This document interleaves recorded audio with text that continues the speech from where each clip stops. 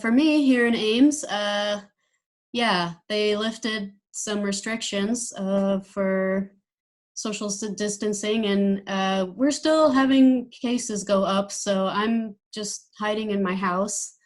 Um, as far as the radio station, I'll pass that on to you, Ursula, how KHOI is doing. How are you doing? Can you hear me still? I can, yeah. The audio seems to have worked. Can you hear me all right? Am I not garbled? I can hear you. Your picture is a little, uh, Jerky, right? yeah, a little glitchy, Yeah, but we kind can of. hear you. Yeah. Yeah, I don't really want to, reboot my computer because then I'll cut everybody off and then we have to start over. So hopefully it'll just work its way out of whatever is wrong right now. Um, uh, Ursula, I think you can give the host, you can make Stephanie the host, and then you can reboot your computer. how do I make Stephanie the host? You have something at the bottom there. You know, we have participant chat, share green, record, and reactions. I think you have a little bit more. One of those things tells you that you can make somebody else the host. Hmm. I don't see anything else. I wonder if that's something we have to set. Security? I have something called security. Would that be it? Yeah, Okay. Let me see. should be under there.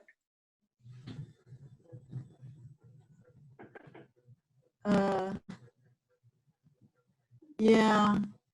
I think it might be Zoom, Ursula, because I was just on a call, like a meeting with my coworkers on it kept freezing. My audio was messed up. Like I have no idea why. I just been using the same mic and webcam. So I actually disconnected them and I'm just using the internal mic, but it wasn't working like at all. So it might be just something glitchy with Zoom. Yeah, I can hear you though. I'm kind of frozen and then I jerk and do something else. And yeah, I was doing the same thing to me with my camera. Like it just, everything was like delayed. When we like waved goodbye to someone, I was like 30 seconds later, I was like. I mean, we can still hear you, Ursula, and that's coming through fine. So not a big deal.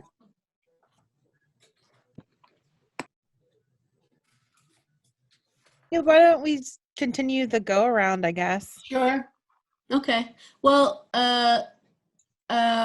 Vanessa, do you want to start? Just say how you're doing and then you can pass it on to someone else. Sure. I'm Vanessa Maria. I'm from WPPM at Philly CAM, which is a community media center. And we're in Philly, obviously. I'm doing okay. I still in quarantine, still not in the studio, although I have gone in a couple times to do things in the office. But I think all of our programmers are starting to get used to producing content and they're not really wanting to come back to the studio. There's been protests in Harrisburg. And tomorrow there's big protests planned in Philly to reopen the city and the state, but they haven't lifted any of the restrictions. So we're still under a shelter in place until May 8th. So we'll see what happens. The crime is going up a lot now. Yeah, it's just we've been doing so much more news because there's so much to report and just stuff happening all the time.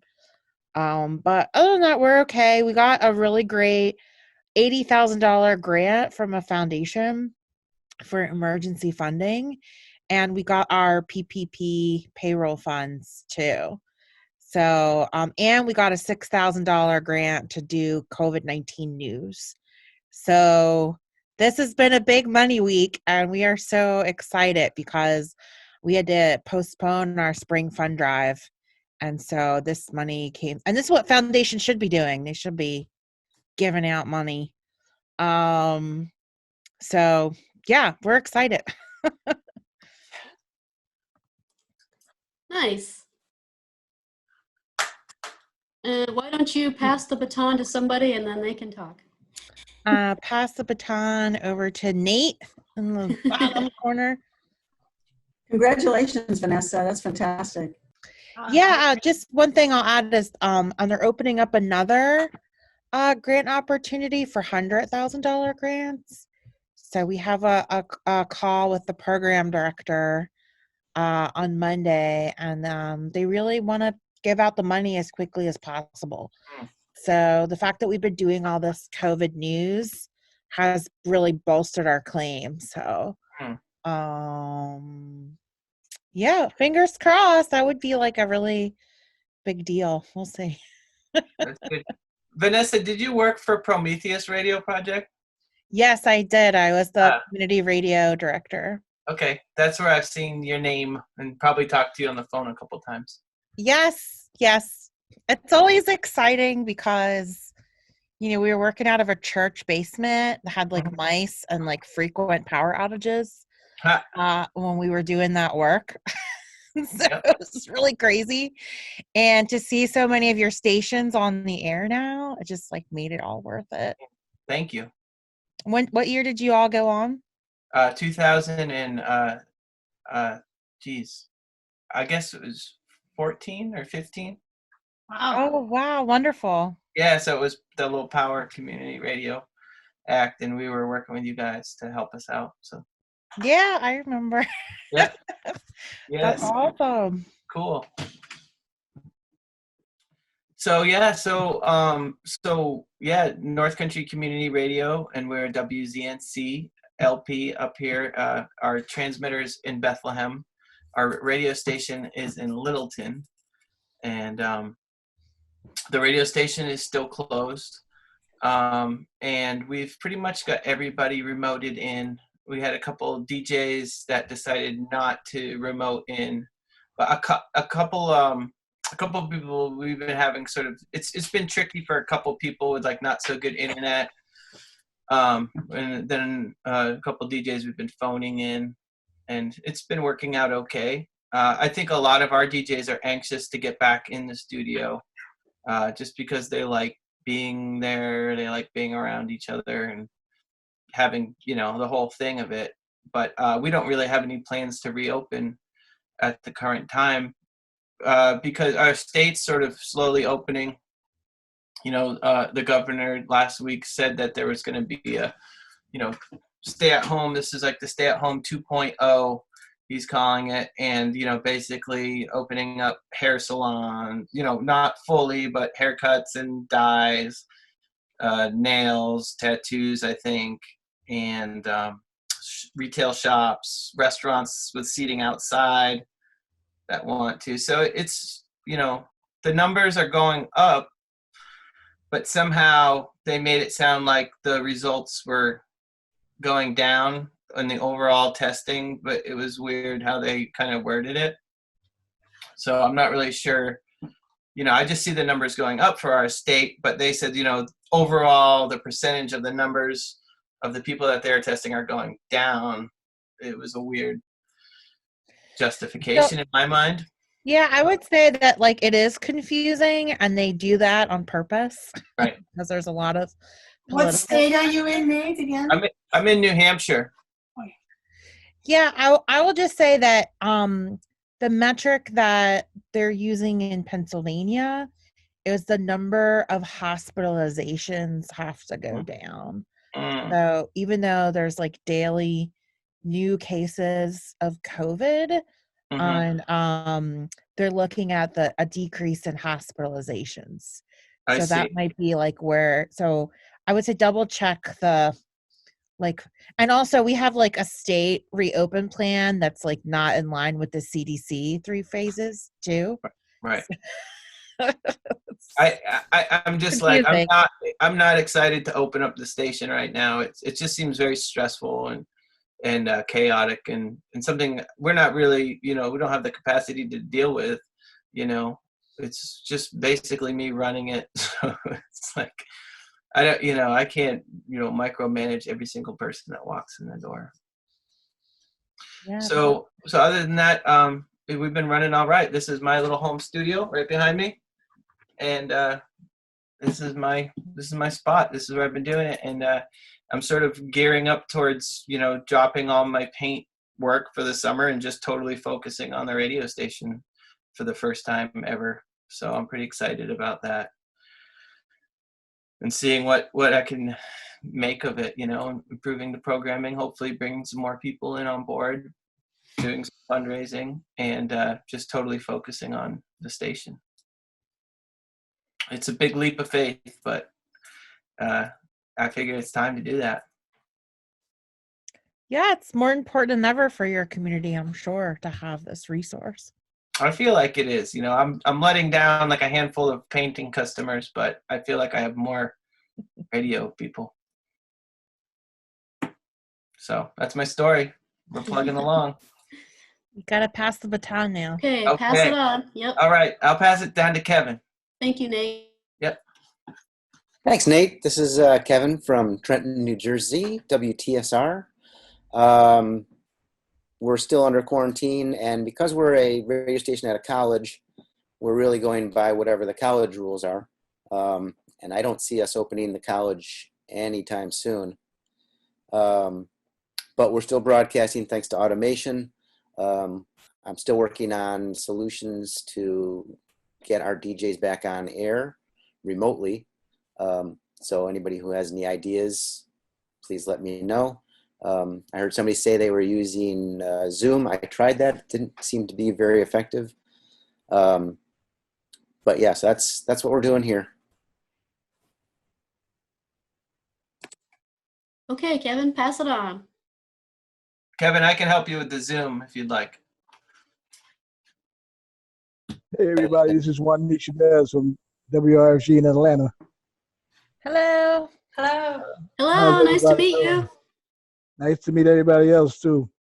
I just say briefly that we back up and running. We're in Atlanta. We have about 150 on-air shifters or DJs as they were, and we use a platform called Radio.co where they're recording their programs at home, and we're putting them into their spaces for a continuity of their programming and content. So it's working fine for us. The Radio.co is a very good system so far, a good platform to have a consistency. Now, it doesn't allow for live, but it does allow for you to keep your consistency in terms of your content, your programming, and keep yourself up and running. We're 24/7, so we have 150 air shifters who are now recording their shows, pre-recording them, and we're loading them onto the Radio.co platform as playlists, and it's doing just fine so far. Thus far. Nice. And how do you say your name again? Wanik. Wanique. Cool. Yeah, I'm the ops director over at WRFG in Atlanta. Atlanta. Hey, when you, Represent. I'm from Atlanta too. I just want to shout out. That's a great radio station down there. So you guys Thanks. always doing great things. Great to meet you. yeah, my coworker used to be on the board of that station. Antoine Haywood. Oh yeah, Antoine, how's he doing? He's in Maryland somewhere now. Where is he? He's somewhere else. Where's he at? He was working with us at Philly Cam up until last year, and now he's working on his PhD at University of Pennsylvania. He's always working on something. He's always progressing though. He's a great guy. Bonnie, quick question. Your state has kind of reopened things already. Some of our states are starting that process or will be later on. What's that been like? Well, it's been very chaotic in the sense that people don't realize that the state is doing something for their own purposes and agenda, but this local city, the Atlanta proper, of course, the capital, the mayor there, Keisha Lance Bottoms, has not reopened and not encouraged anyone to go out, albeit people are still going out like they're missing something. They have to get out. But she's still holding fast to the local ordinance not to move out because our numbers are still rising in terms of mobility. So it's kind of weird that, there's a state to open up, but, we understand how economics work and greed works, and sometimes it overwhelms people. But thus far, we're doing well. I mean, you're seeing people still out and about. People are still taking precautions. People locally are not really running out as it may appear, but there are some people who really feel defiant and want to go out and take the risk. But for the most part, the city, Atlanta, overall in other cities are still not operating from the standpoint of releasing the ordinance or the shutdown or the stay in place, shelter in place. Thanks for that report back, because we get the real news from the community radio stations. Absolutely. Thanks, Wanique. Do you want to pass the baton to someone else? Yeah, I'm pretty much. I want to say quickly, and I'll go back to the radio.co. If you look up radio.co, you'll see that it's a good platform. I don't want anybody. It's kind of unfortunate that we had to stop programming. We are very vital, and as just stated, that community radio is really the lifeblood of what we need to keep our communications on point and keep the progressive thought out there. So we have to be very careful about relinquishing our capacity to still do with all the technology. We can still get ourselves broadcasting and get ourselves out to our listenership. Our listenership has been great in terms of their patience and really respecting the fact that we are lowering the risk and not really taking a chance on whatever it may be. Of course, a lot of conspiracy theories are running rampant, but our main thing is to maintain a sense of continuity. We're 47 years this year, independent of all any other kind of influences, and really self-propelled by our listener base, in terms of their support and their donations. Only 2 staff persons, me being one as the operations director and Joan Baptist being the station manager. We've been able to hold it together, and by virtue of the fact that we have listener support and listener sponsorship, and then of course underwriting and other little fundraising things that we do and grants and that kind of thing. But for the most part, we've really been afoot and stayed a part of, as the other participant, I didn't get her name, I'm sorry, knows that we've really been on the cutting edge in the forefront of keeping ourselves, outside of the mainstream. Absolutely.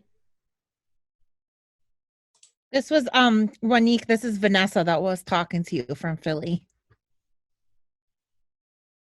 Yeah, I can see you. There was also one who said that she was from Atlanta, that she loves the station. I was speaking about her. Oh, Sharon. Hey, I'm right. Sharon. Yeah, Okay. totally.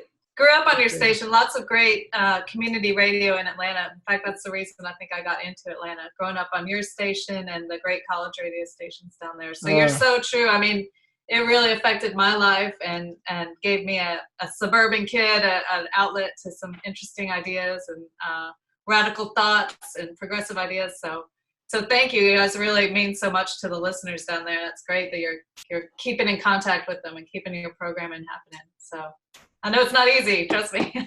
we're all struggling. Not in the least, but it's also very much necessary, and we're doing what we can. And like I said, we're 47 years in, so we're doing something right. Yeah. So that's absolutely. Yeah, I've never experienced anything like this before, though. It's crazy. How are you doing, Sharon? We're doing okay. We're rolling with the punches. I feel like we've successfully shifted our station from an all live in studio radio station to an all live remote radio station. We just had a meeting with our staff last night, and it was really exciting to get them all together again, even though they've all been pushed apart. But they're really embracing the remote technology, really happy to be live. I'm super happy we're able to keep them live. I just think that the companionship and the up to the minute news up and health updates, that's kind of the core of what radio is and should be, and the sort of the unique thing about radio versus podcasting or that kind of thing. So I know that a lot of your programmers and a lot of your stations are looking to find a way that you can go live again, even though you're having to isolate yourselves. And we're just excited that we've rolled upon this system that seems to work really well for us. And just briefly, for who didn't hear it before, what we've done is set up a additional stream, a secondary stream. Same way you set up your stream for your radio station initially. I'm sure most of you guys are already streaming online with your radio station. So we just went through that same process again. Got a new stream host. We went with a different company this time, just for redundancy's sake. In case one goes out, we always have one stream working. So this time we got a stream with Abovecast. It's $10 a month, and it's just a stream host.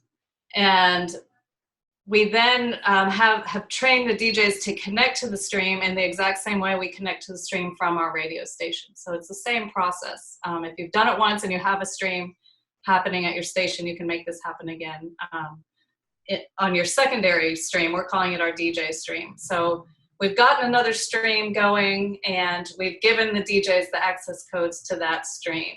And they then are responsible for getting some kind of software that allows them to connect to that secondary stream. And for PCs, there's a number of free options. One that we've had luck with is called Rocket Broadcaster. And for Macintosh, really, we found that Audio Hijack is the one that works the best. And sometimes there's a couple other ones that are kind of finicky, but really Audio Hijack is great. $60, and you can use it on all the computers you have. So, the station could invest $60 and use it on all the station computers. But we have the DJs are responsible for getting whatever software they need to connect to that secondary stream. And they are given the codes, and then we give them a little bit of time, and they just, basically all they have to do is type the codes into that software, tell the audio in their computer where to go to the secondary stream. And then they can just use the programs in their computer, iTunes, DJ programs, whatever they have in their computer to play music. And they can use the internal computer microphone to speak. And that's working out really well. And then some of them have taken it further. You can also plug in like a external mixer and then plug in record players, instruments, what have you. So it's been really great for us because we have DJs that are kind of on a wide spectrum of interest, ideas, musical programs and ideas. So some of them will take it really basic and just broadcast directly from their computer, and some of them get more complicated and have like virtual radio, real radio stations in their houses. So it's turned out really neat, and it's been very successful. It's been about a month worth of training, getting everyone through it, because we have 120 DJs, and we've gotten about 90% of them trained to do this now. So we're trucking right along, and it's not too hard. Again, some of them are more technically challenged than others. You know how that goes. So some, we trained a guy the other day, he did it in 3 minutes flat, and he was broadcasting from home. But some other people have taken longer, or if they have a more complicated audio setup, that can take longer as well. But it's a pretty good system for us, and it's definitely something I'd like to share with other stations, because I know how important live broadcasting is, especially during a national emergency. So if at any point, we wanted to set up a tutorial about that or a webinar or something, I would definitely be glad to kind of just step everybody through it, because I think in about an hour's time, everyone could really learn how this works and be able to share it with their crew. But we just, it was really just a push from our DJs. They just were like demanding to be live and continue their radio shows. And at a certain point, that became dangerous, in person. So we just had to figure out a way to get them safely tucked away at home. And they've really embraced it and had fun with it. And they're naming their radio stations different things, and, bringing their pets on as co-hosts and stuff like that. So it's really kind of fun and interesting listening right now. So we're doing okay. There's been a couple, obviously there's always stuff, especially with that many people, but just a couple things I was talking with Vanessa about, which is with some journalism things. We've had people who suddenly think that they're journalists but don't really know proper journalistic practices. So that's been something we're dealing with. And now when we try to correct them, then they get all mad, like that's censorship or something. So that's that's one little thing, that we're dealing with right now. But the bigger picture is we're continuing on, and we're broadcasting, and everybody's healthy right now. So fingers crossed that it stays that way. Thanks, Sharon. Sharon, with the setup you have, does somebody have to be in the studio, or can they do it themselves remotely? So we use LogMeIn to log into the station computer, and that allows us to control when that secondary stream is playing through the station computer. So the answer is no, so long as your station computer is already broadcasting through the soundboard. If that's making sense. Like if whatever you're playing audio port on or whatever, you just have to be able to log into that stop audio port and push play on your live stream, which is in a web browser. Sharon, does the original stream need to be remotely shut down so that your programming is, that, you know, your real programming is not going on when they come in remotely? I think I know what you're saying, like, so that But there's not it's- two things playing at once. Two streams, yeah. Right. So we worked it out. when this first started, I was logging in every hour or two and flipping it back and forth, which got to be very time consuming. Tedious. Yes. I was like, oh, it's awful. So quickly figured out that Megaseg, that's the automation program that we use. You can set Megaseg to play a live stream at a certain time. So, you know, if I have a DJ, if we're just playing our sort of overnight mix, which is just random playlist with a legal ID, and then we have a DJ coming in at, say, 8 in the morning, I can set Megaseg to stop playing the overnight mix and pick up the live stream. And then when they're done, you have an event that makes the live stream stop and then go back into that overnight mix. Gotcha. And so the DJs in the morning right now, we have one day where this works like so beautifully. On Saturdays is my day off, really, because the Megaseg on the station computer will pick up, after the overnight stream, picks up the first morning DJ at 8 a.m., plays their live feed, and then they basically hand it off throughout the day. And I don't have to do anything else on the computer. And at 2 a.m., whenever our last live DJ is finished, the Megaseg is programmed to go back into the overnight mix. So that's, in an ideal world, that's how every day would be, and I would never, ever have to log into the station computer and do anything. But inevitably, the problem is if somebody drops their stream, their internet goes out at their house or something like that, if it's off for more than 5 minutes, then the overnight mix will pick up, and then nobody else can do their show for the rest of the day unless I log in and make the stream start again.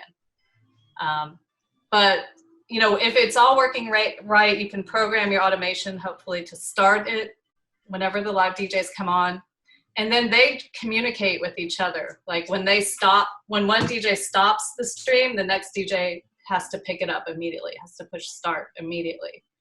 And they have 5 minutes to do that, between when one DJ stops and the next DJ starts. And if they pick it up within that 5 minutes, it'll just carry on. And Megaseg, it'll see that first disconnect, and then it'll reconnect, and it will pick up the stream again and carry it throughout the day. Unless they don't do that within 5 minutes, and then of course this happens every day. You think 5 minutes will be plenty of time, but it's not, and they drop it, and then we have to log in and go to the automation and make it stop playing the mix and start playing the live stream again. But in an ideal world, which hopefully we'll get to one of these days, we could just kind of let the computer do everything, and the DJs are just logging in you're basically like going to the station in a way. They're logging in during their show time and then leaving the station, logging out when it's over. But it's an interesting experience, and I've been surprised really, because I'm not a very technical minded person, so I've been surprised how easy it's been for us to pick it up and get everybody going with it. Cool. You want to pass the baton to someone else? Okay, I got here a little late, and I apologize. So I don't know who all's been here already, but let's see. Davine and Matilda haven't talked yet. Okay, go Matilda. Let's hear what's up. Yeah, I just changed my name, sorry. The- You know, I feel I love what you're doing, Sharon, and I think we're going to learn a lot from you, and Omar is trying to, milk the information. Yeah, he's been in contact. Thank you for that. So we're actually fortunate here. I'm not sure if it's all of California, but they consider the radio stations essential. So we don't have to shut down. But what we do is only one person and maybe two in the station, and that's going fine. And then we pass each other the baton from one to the next person. So that's working well. You know, I Hold on, think I have a question. Is that one person like at a time or one person per day? And like how many no, people at a a day? time. We still have a regular schedule. Most of our programs are still live. We have a couple of people who are afraid. I would say 25% of our about 130 people that are coming in are scared. So then we have a board op. You know, I would be there as a board op, and then the host of the program would call in and does the program over the phone, and then we have a second line for either a guest, their guest, or people to call in with questions. So we have mostly live programs still. Of course, the program about musical events in our area, that program is in hiatus because he can't get any bands in. There's no way. But there's no guests coming in. Any guests are either pre-recorded or they are on the phone live. So that's what we have. We are actually the only ones in the building. It's an annex of the County Office of Education. They're not open, but since we are considered essential, we can be open. So they still have janitors come in to, clean the bathrooms and the kitchen and all that. So I feel very fortunate, but I'm also very glad that our program operations assistant is working with Sharon, because who knows what's going to happen. Even though California is going to open up more, we're all very worried about the second wave. And and if there's a second wave, I bet you there's more DJs, or we call them programmers, that don't want to come in. But in the meantime, we just wipe everything. We have a whole schedule. People, just sign when they have wiped everything. But there's a lot of people that either program at home, or a couple of us do programming in the production room, which is separate from the studio. And we were very fortunate. We also got a $5,000 grant through Facebook or something like that. And we can't do PPP because we didn't have employees last year. We had contractors. So, but we got something from the SBA, the Small Business Loan. And so we have two part-time, and so we got $2,000, and we don't know what the total grant is. I guess everybody's going for the grants, and we just did our budget for next year, and what we decided to do was slash a whole bunch of things. I mean, we're just basically do a bare bone operations, or plan for a bare bones operations, and also lowered our expectations for underwriting and for donations. But, like I said, when we did our pledge drive a week ago, we got over $20,000 in 8 days. And so, and now we have, more people that do sustaining every month. We have about $1,800 a month of sustaining, $5, $10, $200 donations every month. So I think, as Monique was saying, our communities really want us, and they're still willing to give us the money. But it's very, we decided to go bare bone for our next budget, and I hope we're wrong, but, at least we can continue running. So I'm giving the baton over to Matthew.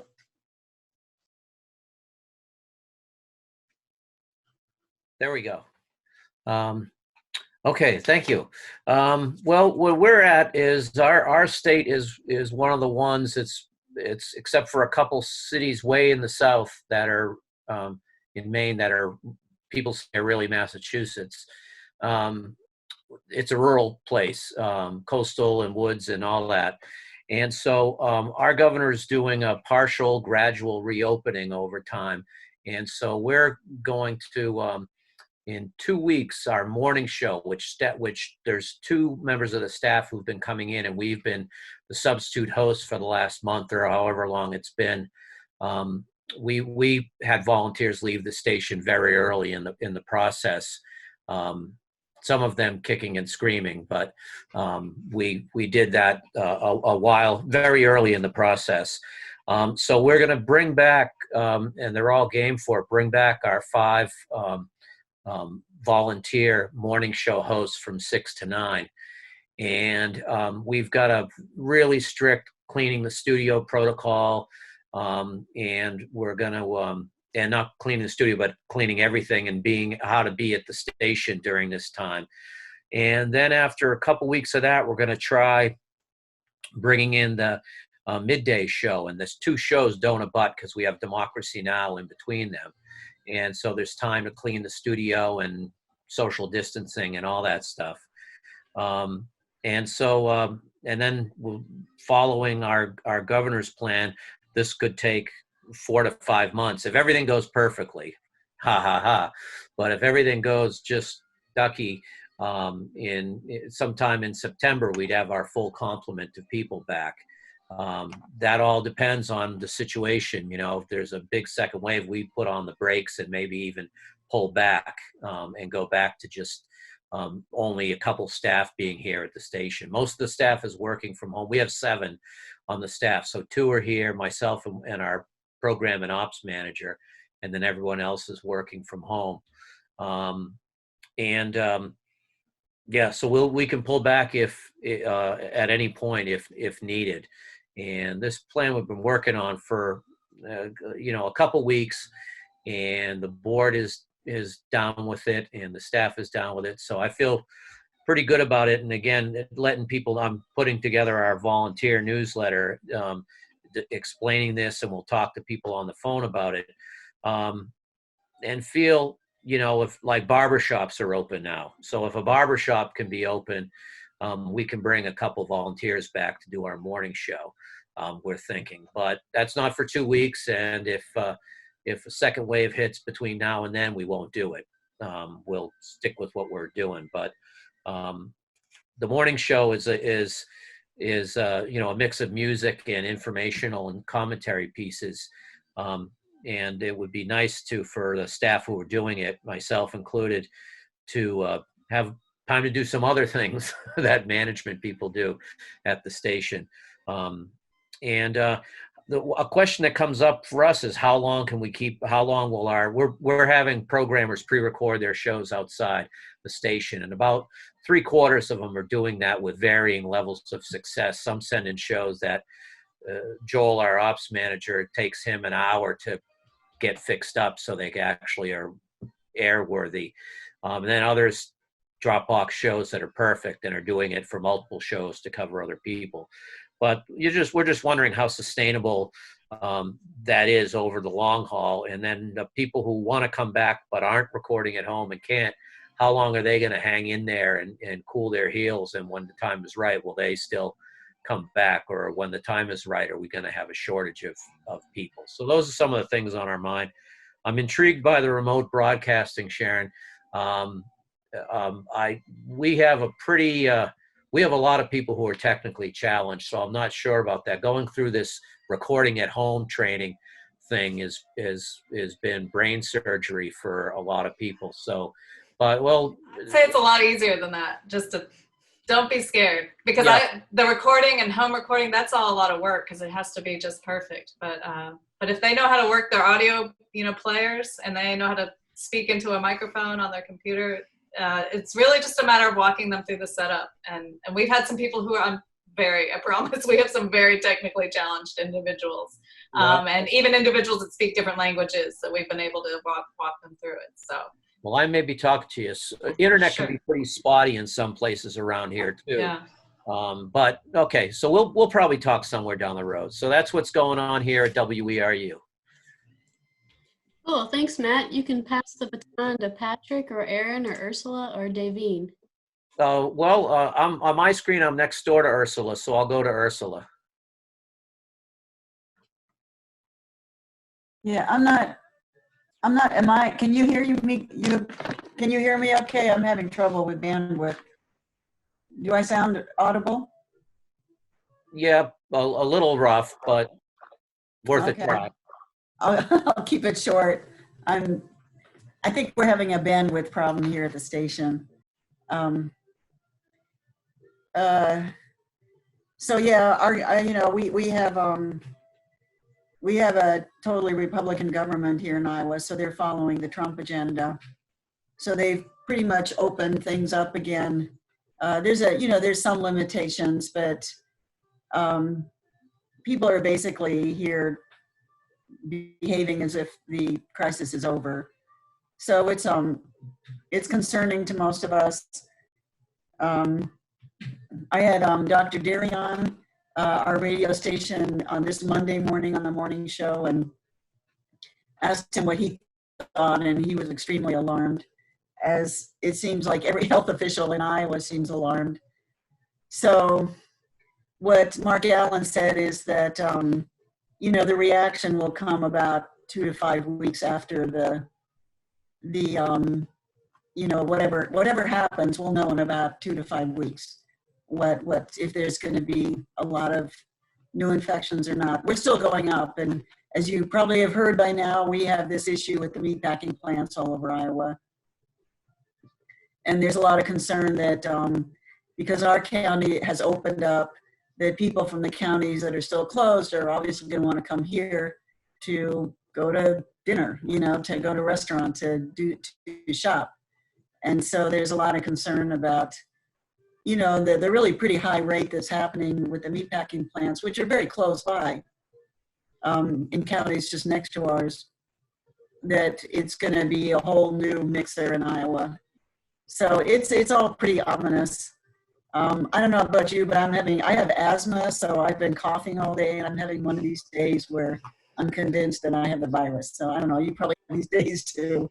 They really suck.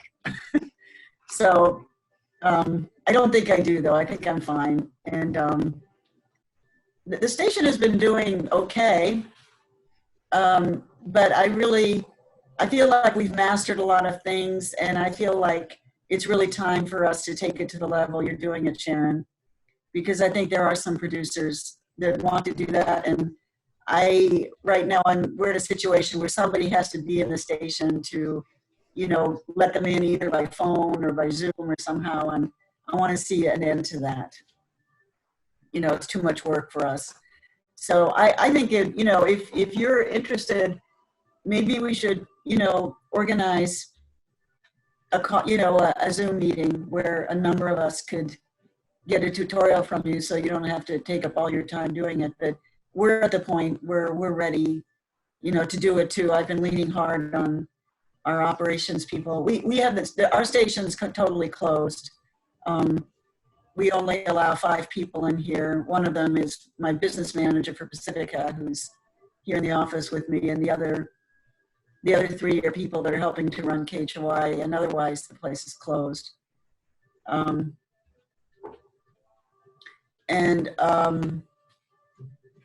But yeah, I feel like we've mastered a lot of things, but we need to take it to this level now.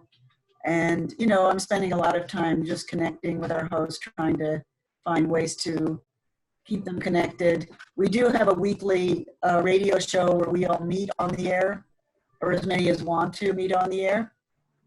And that's a nice thing, and kind of an interesting thing that's come to that is that Ames is a very international community. And so people from other parts of the world have started to join the call because they used to be a student at Iowa State and they want to connect. Now they're, locked up in some apartment somewhere in South America or whatever. And so it's kind of taken on an international turn, which is kind of, people are really enjoying hearing what's happening in the rest of the world. So that's what we're doing. I kind of share your concerns, Matt, that there is going to, especially as things open up more in Iowa, there is going to be a point when our producers are going to start not being happy with being locked out of the station. And we need to at least offer them an alternative that's better than what we have right now. So there is some concern there. We haven't tried to substantially raise money yet. I did do a little email blast for Giving Tuesday, and I got about $1,000. That was nice. I'm curious whether anybody has applied to FEMA. We did get our PPP, but it's not a huge amount of money. And I guess that's it.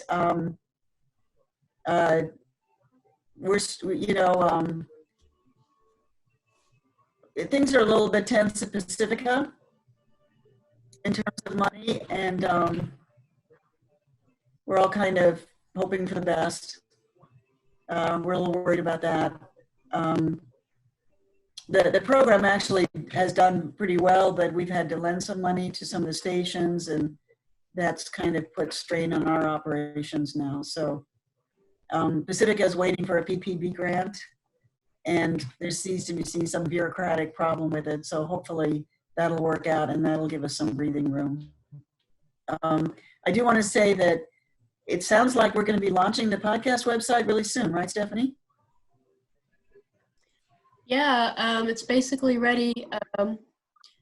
You just have to, if you don't mind doing a once look through the website, just making sure you like it. Yeah, I will. Yeah, Stephanie and I don't see each other anymore, so this is the one. This is our meeting time too. Yeah. So anyway, that's the Got that report email. here for me. Yes. So and then it's basically there. So we have the domain name Pacificaster. Vanessa, thank you for that. Yeah. Oh, you're good to go with that? That's awesome. Cool. And I think that was the last thing. Yeah, and they just need to clean it up a little bit, and it should be just any second now. So yeah. Okay. For you, And you're okay, so Ursula. Yeah.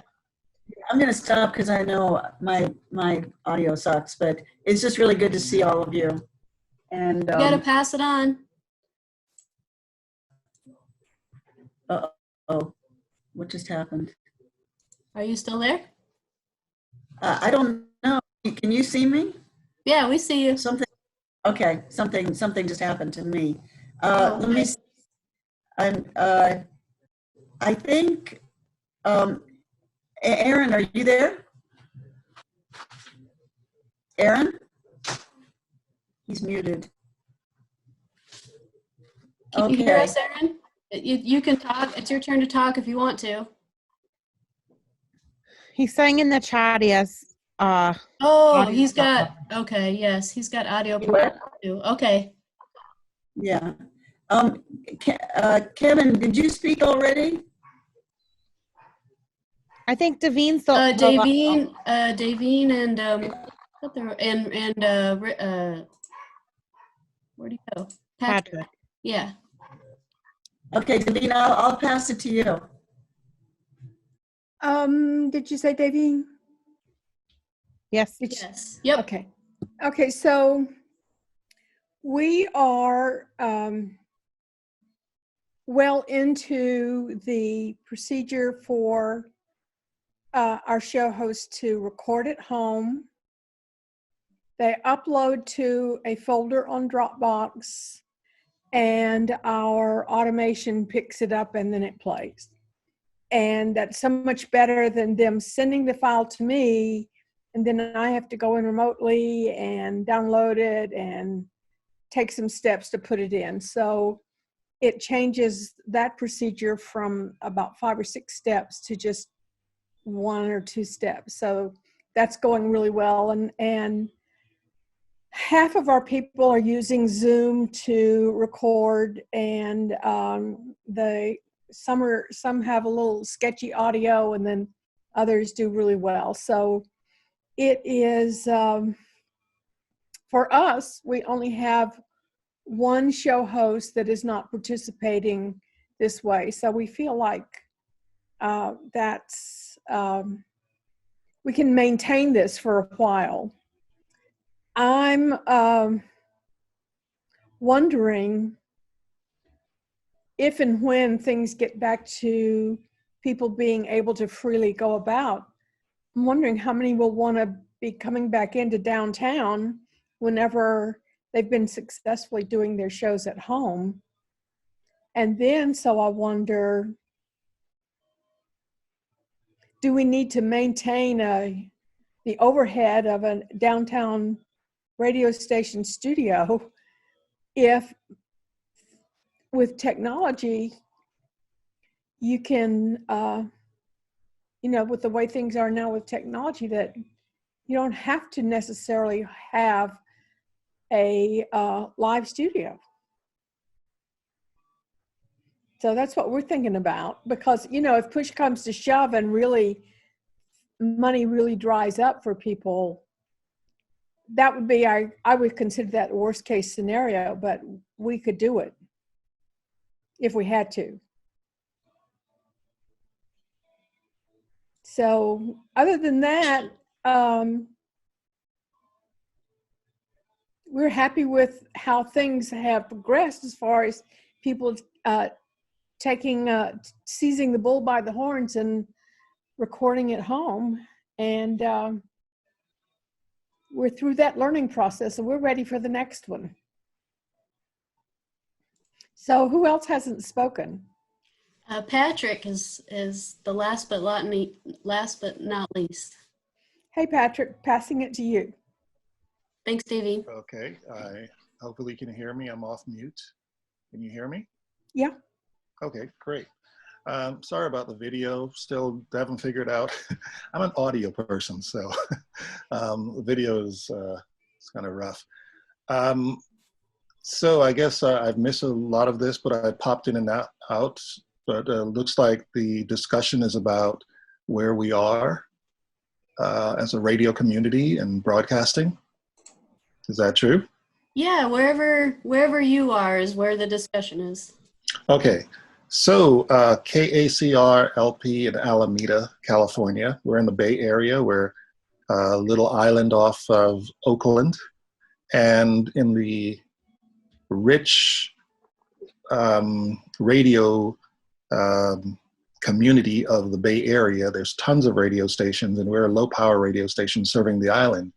So the founders of the station were trying to replace an old radio station that used to be on Alameda Island. And so they spent a lot of money on the front end, paying for the transmitter, paying for the equipment, and then eventually partnering with one of the local high schools who had enough money to build an AV wing and then build the actual studio, and then took care of all the equipment that was needed for 2 studios. When this whole thing went down, I was using one of the studios, and then the high school teacher who runs the high school station, the Alameda Unified District, decided that it would be a good idea that he went back on the air to give information out to people. So we had 2 studios. We decided not to use, I would not use Studio 1 and he would not use Studio 2. But we were still wiping everything down, and it worked for about a month and a half. But there was construction going on at the high school. So therefore, we were both kicked out. He's now moved to the district office, and I'm broadcasting from home, which is not a problem because I'm an audio engineer. That's what I do for a living. I have audio equipment. I've also downloaded Audio Hijack over a year ago to spread around to fellow radio station participants who were not living in the area but still did great shows, because one of them moved to Sacramento area, and she still does a live show on Friday nights from her home with a computer. It's been going, you would never know that it was not from a radio station studio. So when I had to take it home, I was fine with it. And what it does is it tells me that, yes, we do not need a radio station studio, the high overhead, the cost of one, because we're no longer in that era. However, not having a central place that we can invite people also has its own problems. We don't have a telephone number that you can call directly. I have to use my own telephone number to give out to people. Currently, I have about 4 shows that are still on the air, and everyone is sort of taking a hiatus right now. dealing with other stuff because we're all volunteer. There's no money in this. I don't get paid. I'm volunteering, and I'm keeping the station running 24 hours on. And I think coming out of this, I definitely want to write grants to make sure that I do get paid for this, because our overhead is basically $2,500 a year just for the basic bills. So that's where I'm at. Cool. Thanks, Patrick. Well, we're right at 4:05. I don't know if anyone has an issue they want to discuss further. I'm curious if Sharon would be interested to do a tutorial for the next week. I don't know what your time schedule's like. I guess that's the first thing to ask. Well, I'm always late to this because I have to help with the transition from one radio show to the next. So if you don't mind me being a couple minutes late to make sure, actually today was great. It went very smoothly, and I just actually got caught up in what they were talking about. But I was thinking there must be a name for that. Like when you get caught up in the music, it's so good you can't get to your Zoom meeting. You know, it's a little like the driveway moment, but there's got to be a different term for it. So, but they were doing great. I would love to. Hang on one second. Okay, okay. I've got a visitor from the outer world. Oh, yeah, there I see there he him. is. Okay, so that's but I would be happy to. Are you trying to say something, Ursula?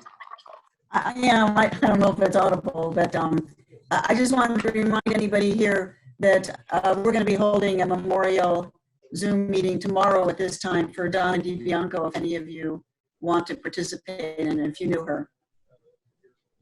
I sent the link out to all the station managers in the network. If you want to do it and don't have the link, just contact me and I'll be happy to send it to you. Okay. Thank you for doing that. Donna is amazing spirit in the community radio world. It's hard to imagine. Yeah, I keep hearing about her. She'll be missed, that's for sure. This is Juanica from Atlanta, WRC. I want to, Sharon, before you leave, it was great. This is a great conversation. This is a great pep talk for us to stay focused and stay committed, right? And we definitely need this, for us to contact each other as much as possible and, as feasible, of course, as plausible. Sharon, I wanted to see whether or not, well, first I want to know if I can get a copy of this recording overall, because I did come in a little late myself. I was trying to get in and had difficulty getting in. I was on my phone at first, and then I had to make an adjustment, But I would like to see whether or not this recording, Ursula or whoever's, maybe Stephanie, whoever's holding the admin part of the discussion, the Zoom discussion, to send us out the file so I can share this with my other colleagues. And we have a Sound 7 collective that is helping for the day-to-day, from 7 days. Every day, one of us have a day to support the air shifters for that day. We call them air shifters here. I'm not sure if you're familiar with the term, but we call our DJs, quote unquote, air shifters. And that's what they provide for us in terms of their programming. But I wanted to see and get some confirmation that I can get a copy of this particular recording and to be able to share this with my colleagues as well, so we can get some updates from some of you guys and also some encouragement about the capacity to maintain our sense of commitment to this overall global, I don't want to call it the pandemic that's the issue. It really is, it's like a perfect storm that we're coming together. We're learning more about technology. We're getting more astute as to how to be able to maintain continuity, which is so essential when we have, all kinds of things coming at us, whether it's overt, whether it is in fact, legitimate as the COVID-19, or whether it's sinister. We should be able to have a continuity plan so we can maintain our commitment to and our service to our communities. Because, I can't fathom. I just perish the thought of us not having the outlets for the independent community radio stations like we are, and what we have done to come this far. So I was going to say, Sharon, if I don't know with how we can get some information from you about what y'all are doing. Milad, I think you said, I kind of lost, some of it dropped out for me, but maybe we can talk and follow up, and you can provide some of the information surrounding what you guys are doing to broadcast live on the street. There you go. I'd be happy to, absolutely. Like I said, I'm just excited about how well this is working. I think it's a great possibility for other stations, and I know there's a lot of voices out there that are ready to get on the air, and they might be coming after you with pitchforks to get into the radio station once your cities open up. So this is a great option to prevent that, and it does come with its drawbacks. I mean, I think it's really interesting to think about, do we even need the physical station anymore? And that's a little traumatic to think about as well, because the radio station is such a, it's such a community space, and it's a coming together of so many different people that I would hate to see that, be a thing of the past, but I'll be happy to share. If you guys want to do, if you want me to do a tutorial here, or we set it up somewhere else, I'm definitely happy to. It sounds like there's a lot of interest, so it'd probably be easier just to do it in one fell swoop if we could. Yeah, why don't we go ahead and do that for the next week then? We'll just set it up. And if you want to do it for 3:30, I guess whatever your 3:30 is. 4:30. 4:30.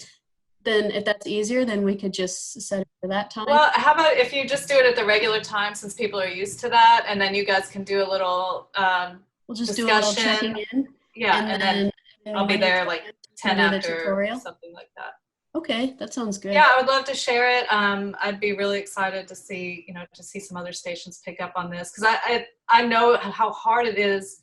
I mean, I won't even play pre-recorded shows anymore, because it's such a chore to get it down, get it uploaded, then get it downloaded, get it to set to play on time and stuff like that. I was pulling out my hair with that stuff. So editing, you got to edit it out. If you have old content, you have to edit out old content. Right. Announcements, it's really a headache to do that. I mean, it's not really simple to have a pre-recorded. It seems like it's easy because some of the air shifters we easily want to send us all kinds of archive stuff, and it has stuff back from Christmas time or whatever, and it's just not. It doesn't sound. It's not good radio, if you will. Radio is a live medium, and we have to really be able to try to safeguard that and protect that. Yeah, and we got, when we, what kind of really got me on that is when we had DJs on air talking about, the events they were going to tonight. Right. And it was a square dance in particular. And they were talking about how many people come out to this square dance and everyone's going to be there. And it was like, it seemed so strange, because I'm sure there were listeners who didn't know that was a pre-recorded show. And are we telling people to go out to a square dance, during this pandemic? Like, that is not what we wanted to do. So, so that is, that is where you really have to be careful. And I think with pre-recorded shows, there's much more pressure for it to sound right and everything be perfect, versus when you're live and you're just playing it and you're talking, it's just not as much pressure to have everything perfect. And it's just fresh, and people want to hear from people right now, and they want that sense of companionship that radio can really provide. So I'd love to share whatever I know. And if for some reason someone can't make it to the next webinar, whatever we're calling it, I'm happy to share my email, and you guys can reach out to me. I have created a website for my DJs that walks them through the process, that could help you and your colleagues understand how it works as well. So happy to share all of that. And I'll go ahead and put my email up here. That's definitely the best way to reach me. So has anybody Sure. I'm sorry. Yeah, I want to say, is it Ursula, are you saying something to me, or am I saying something to you? Yeah, you mentioned earlier about these Zoom meetings are all archived on the Pacifica Network. They're all archived on the pacificanetwork.org website. Oh, great. So that you can see all of these. We've had quite a few by now, and they're all there for you to see. Oh, great. Yeah, I just for some reason ran across, the invite. I haven't seen them of late, but now I've seen them. My WRG email was bouncing because we're doing an upgrade on our website, and we changed some of our WRG portal emails. So I've been missing emails just because of that, and then so we fixed it now. We corrected it. Okay, and, you should get the when I upload the recording, I let everyone know through the email. So you should, if you got great. Get the first one, yeah. Now, has anybody heard I have a anything from the question. FCC? Any FCC stuff coming down the pike about what we should do? I know we're essential, but also it's what you call first informers, right? We're first informers. So I think we were essential in that regard. But has anybody heard anything coming down the pipe from FCC around responding to the state or the governors or whatever, making these lessening the stay at home or stay in place, shelter in place? Anything coming down from the FCC from officially from that?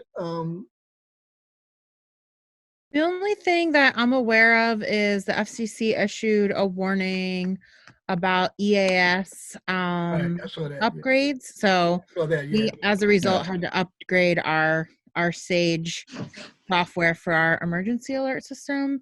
Yeah, There so did was we. FCC meeting a couple weeks ago where LPFM was supposed to be on the agenda. They skipped it, but they issued a report in order for LPFM. So if you're a full power station, it doesn't really apply. Mm-hmm. And I would say the biggest takeaways from that are a big conversation and debate around the requirements for directional antennas. And then also they denied LPs going up to 250 watts. Wow. But they also said that it sort of needs to be a separate issue. So kind of like, no, but maybe later. But they did propose LPFMs being able to be allowed to use translators. So there's a couple other highly technical things in there, but those are the three main takeaways that I saw. But there really hasn't been much communication from the FCC, although your conversation around whether or not to have a main studio was something that was a rule change that happened about 2 years ago. The FCC lifted that restriction, which I think, community radio advocates such as myself, I'm on the board of Common Frequency and former Promethean, we really fought back against that because it meant that commercial stations weren't going to be running any local content if they didn't have a main studio.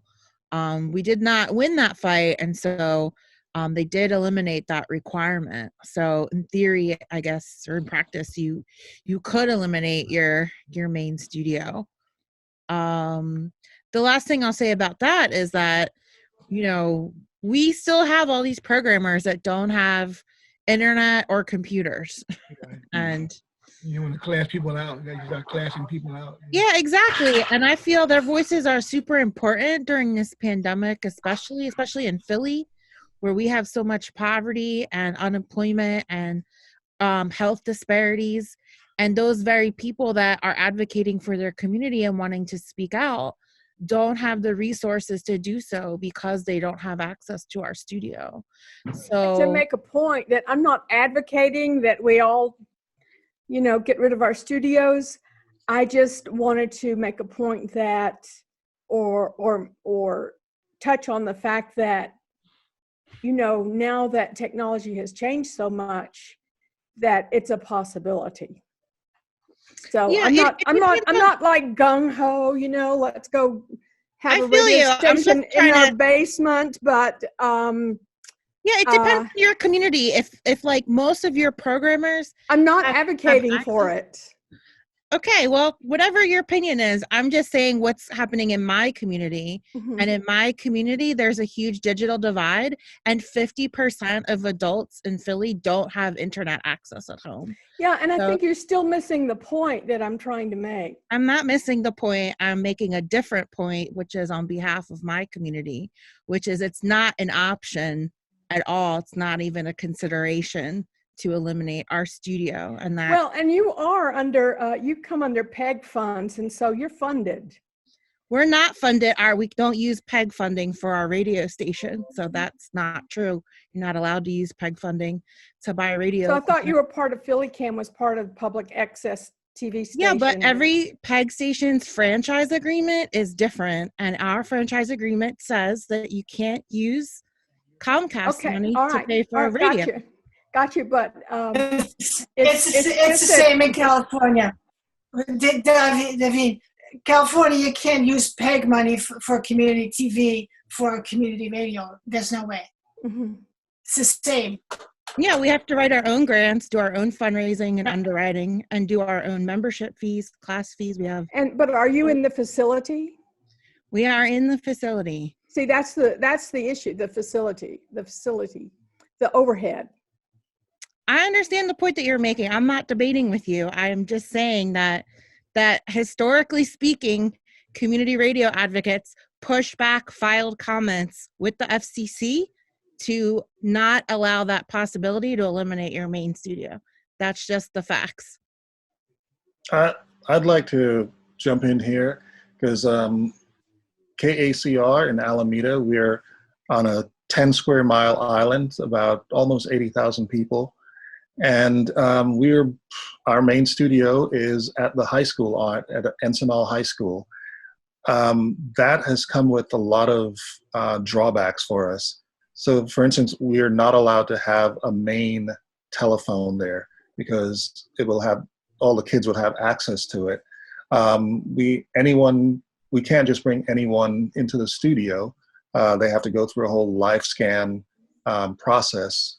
So we can't really have guests, for instance, live band, because we're inside of a school and outside of the studio is a class. So we were not able to do a lot of stuff that we wanted to do. So I would theoretically love to have a place that is a main studio or a place that I can have that, but haven't found it yet. In the meantime, we've been broadcasting also from home, and people have been doing a lot of pre-recorded broadcasting. And now I find myself doing lots of live broadcasting on weekdays, but it's just me. So yeah, so I think there's lots of community radio, depends on the community that you're in as well. Yeah, that's right. Hey, Patrick, I was going to say something about your phone situation. I didn't know that you couldn't have a phone at your current studio, but I use this little box. It's from Walmart. It's called a home phone line. Uh-huh. And it's only $15 a month. I can plug any landline into it, and it's portable. So as long as it's plugged into the wall, it has a little antenna and it goes to the phone. It works, in like a landline, but it's only $15 a month. And I used it for the studio in the DJ room and in the office. And I just brought this one home because you said same phone number. It's called a home phone. Home phone, and it looks like it's just this little box, and you can get it at Walmart. Okay, Straight Talk, $15 a month. I'd recommend it to anybody that uses different phone lines. No commitment and only $15. Okay, thank you. You can't text or anything, but you can put a phone with a answer machine on it and everything. So you can conceivably you can use that to field calls and to do online call-ins and that kind of thing. I don't know about online. I guess, I use it. Yeah, I do. I use the phone. I plug the phone into our board sometimes. But it works just like a regular landline, but it's portable. Oh, okay. So it's kind of, it's really meant to be just set up and left in wherever it is. But you don't have to pay AT&T? No, it's Walmart. It's Straight Talk, and it's $15. Cool. And you plug your landline into it, huh? Yep. It works great. And luckily it was portable because I could move it. It wasn't like a real landline. I could move it to my house, and it was the same phone number and everything. So that's telephone over IP, over the internet. I guess. Well, yeah. I guess it would be. Yeah. I guess it would be. Cool. I just wanted to say one thing about the digital divide, which is apparent in every community, unfortunately, at this time. And hopefully we'll get to a place, we could think about a futuristic place where I think, and maybe we're heading towards, where everybody does have access to the internet. And so then, we're back to the main studio issue. But as far as right now goes, what I wanted to say was, I don't think you should let that be a detriment in stopping you trying to find ways for the people who do have internet access to broadcast, because we've seen at our station folks who don't have internet access are friends with the DJs that do, and so they're able to call in, and the DJ can plug in their telephone and have their co-host on the air with them wherever they are. So people are very creative and resourceful, and hopefully we'll come to a place where everybody has the same resources. But for now, people find ways, even if they don't have the access. Most people do have a telephone, or they can send some kind of recording, or at least a message for the DJ to read on air. But there are ways to get their voices on air. Just have to be a little creative. Yeah, it's really difficult when you're dealing with people that live in poverty, that live in, houses with 4 or 5 other people. They're on fixed income. They've been laid off. They're having bigger problems than that. There's people that just don't have good phones. A lot of people have smashed phone screens, or they have old computers that are very slow, or they don't have a computer at all, or all of their music is in record format and they don't have a mixer board or home studio set up. So there's really, really big challenges. I would still say maybe a little bit more than half of the people are still doing their shows from home, but pretty much all the people that are not doing their shows don't have that at home. They are not able to, if you don't have a computer, then, internet is, it's kind of like a second problem, but so many of them don't have computers at all. Or their smartphones don't work very well. Or there's a huge, technology barrier. They're just not good. Even people that have Macs and computer, they're just not able to follow the instructions, and it's very hard for them to learn online. So I think those challenges are really real. And it's, especially when you do have people who live in poverty who are programmers in an urban setting, the challenges are going to be different than in other areas.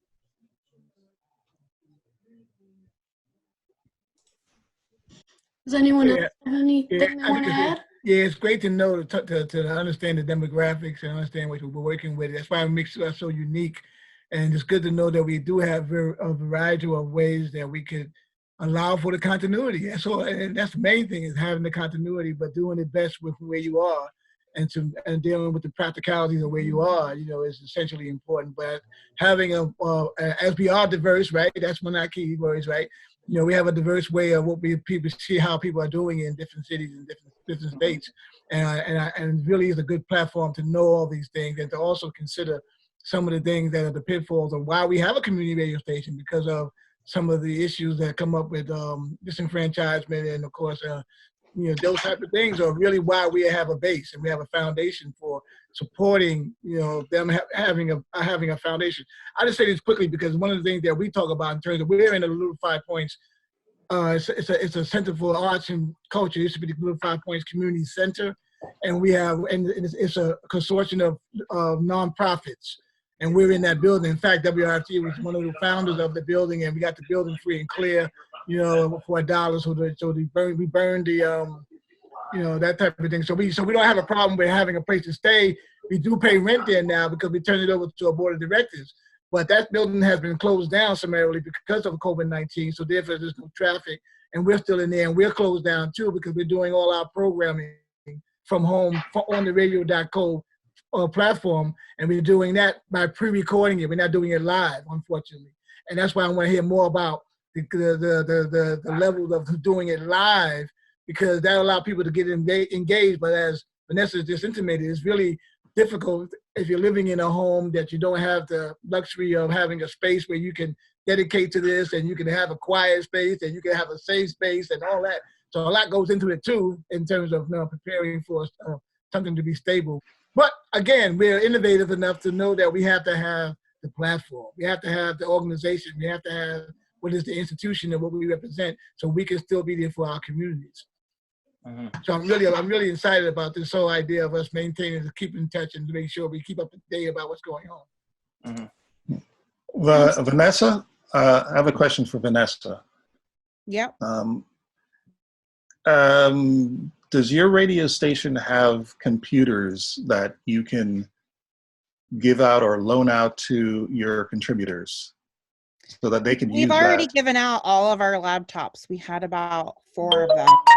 Mhm. And yeah, so we have a computer lab, and we have like 2 computer labs that people use. We have 2 studios that people use. So, they're used to coming in. I mean, we even have, people that, don't have housing, people that live in homeless shelters, that come to our station. We have a lot of interns and college students that are all gone because they've been kicked out of the dorms. And so they no longer have access to the facilities that they used on campus. Even our co-op student, who goes to Drexel University, he didn't have a computer to do his online classes. So we had to give him, one of our staff members gave him one of his laptops. So it's just, it's pretty crazy that students don't even have, what they need to complete their online coursework. So we've been doing our best, to get people to use like free but then I have like people who are parents who are like, I'm homeschooling my 3 kids now, and I just can't, and I'm working from home now and homeschooling I can't really do my show. Some families only have 1 computer for the whole family, and they're using it to telecommute and homeschool. So it's like, they don't have a personal computer for each person. So again, it's everything I'm learning. And we have, had several of our members contract COVID-19 and we're sick and recovering. So it's a lot. It's really a lot here in my community, and you're just learning more about what people's challenges are economically. I talked to a programmer yesterday. He's undocumented and he can't leave the country. He's totally freaked out. He said he's not sleeping, and that he just told me he was so stressed out about everything that he hadn't been able to do a show in 2 weeks. So I had to talk to him for like an hour. And then he sent me a show this morning at like 5 a.m., which showed me that he probably was up all night. Yeah. But again, this is like, these are real people. They're all volunteers. They're not getting paid to do this. Yeah. And they have real challenges. So I guess my overall message is like, yes, content and programming and staying on the air is important. But I think we also have to kind of be real in assessing the needs of our producers and finding out more about what their personal challenges are as a community. As Sharon said, like, we have a community space, we're more than just a radio station.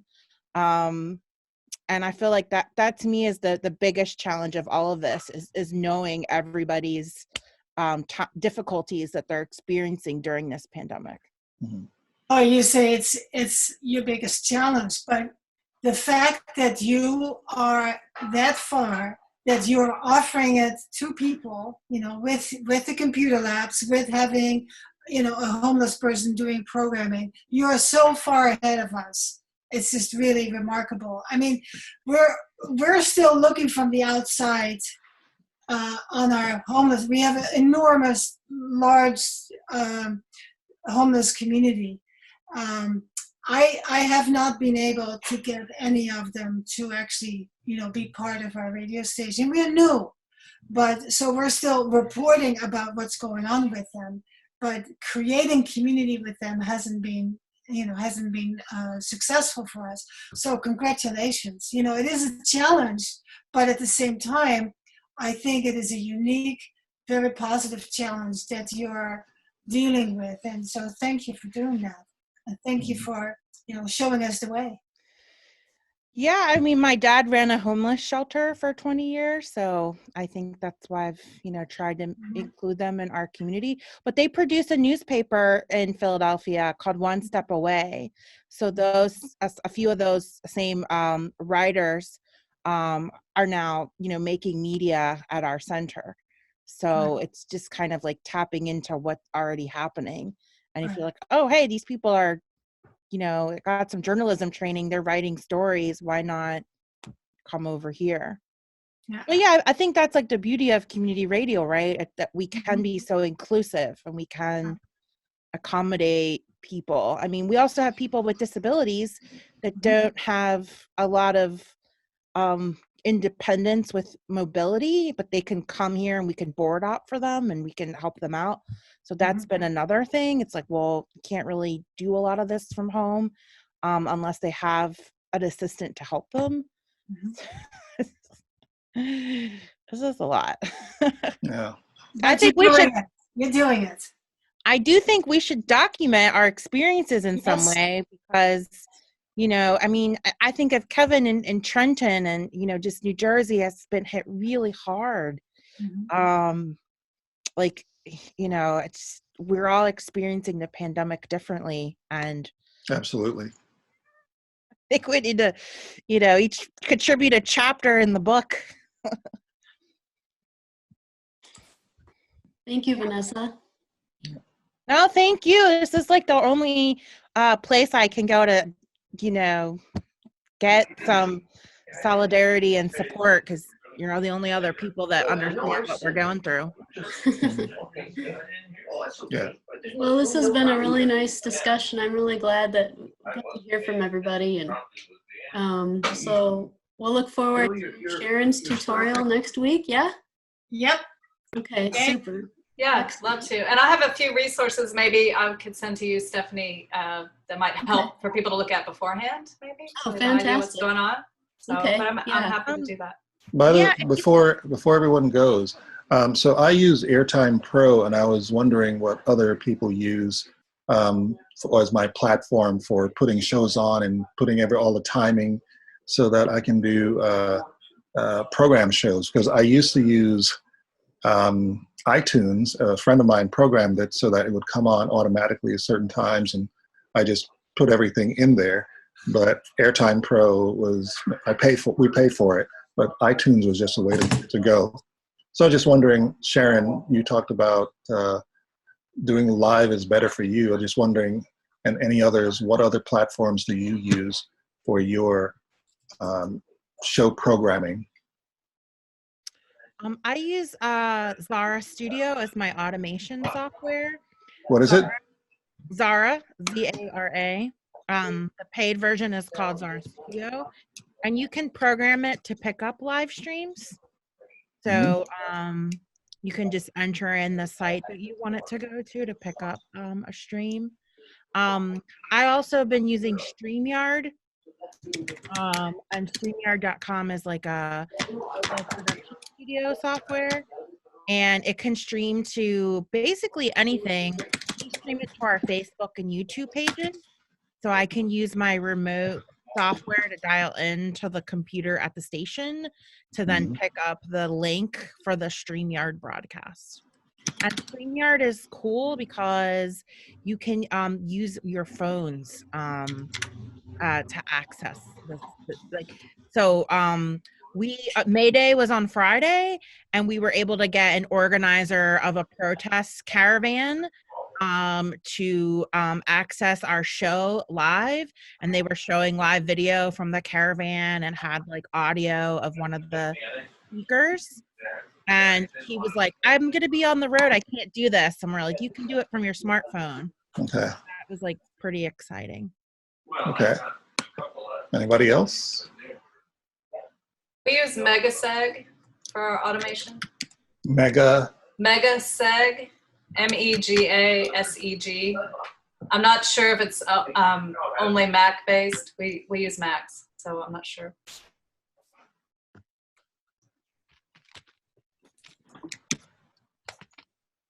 And we use Radio Logic as for our automation system. And I think it's just for Macs. I'm not 100% sure, but that's what we use it on. And it does pick up, works with iTunes. And so any programs that, we can put into iTunes or pull streams from, we can program it into there. But I'm just learning mostly how to do it because our programmer who normally does it does not have internet where he lives. So I'm having to relearn everything and putting a lot of stuff in manually right now as I relearn how the system works. Because it's, but it seems to work okay for what we're doing Yeah. when it works. Pat, I'm not sure. Nate, will you finish? I'm sorry, Nate, will you finish? Yes, I was off. Oh, okay, I didn't mean to step on you. Pat is asking that question. Patrick, you asked that question? Yes, I did. Yeah, I don't know if you heard me earlier. I talked about radio.co. I'm not sure if you're asking about live or whether that, it's just how we're keeping ourselves running. We do a radio.co, and that radio.co allows for you to load playlists, and we have all our air shifters building their programs and playlists from home, and even to the point they have microphones. They can actually do the show and just announce that they are doing it from home, so they don't get calls into the studio because there's nobody there to answer except for if I happen to go in there as I go in there periodically just to make sure everything's up and running. But nobody's there to field any calls. Okay. And we use Team Viewer to log in remotely if something is taking place where we need to do a quick fix. So we still are doing terrestrial radio, so we have to make sure the transmitter is working properly. And sometimes we get transmitter issues, audio problems. But overall, radio.co has really been very much a lifesaver for us. And as we talk about the class divide and people not really technically savvy, and of course we have also ageism. So we have different ages of people who are trying to catch and do the thing where they can have patience. And it's been phenomenal to watch the level of diversity and people stepping up to the plate and really focusing because they had time to study and learn it by being home. And being able to we had our hiccups and we had our bumps and we have those things that are a little setbacks there. But overall, it's been great. It's been great in terms of keeping us on, but not live, but on pre-recording programs as we are doing now, as we speak. Okay, great. It's because earlier I heard, I don't see her, but she was talking about how she's eliminated from 6 steps down to 2 steps. And with Airtime Pro, I have to download a show, then upload it, and then put it into the time. So I'm trying to eliminate that as well. Yeah, we're doing the same thing. We have to download it, upload it, make sure that it's MP3 files, and that kind of thing. So it is somewhat specific to that. Yeah. Okay, great. Yeah, thank you. that was Davine. I think she was using Dropbox. Yeah, it was her. Yeah, she said that Dropbox and then automatically does it and pulls it automatically. I want to hear more about that too. Yeah, me too. Yeah. Okay. Yeah.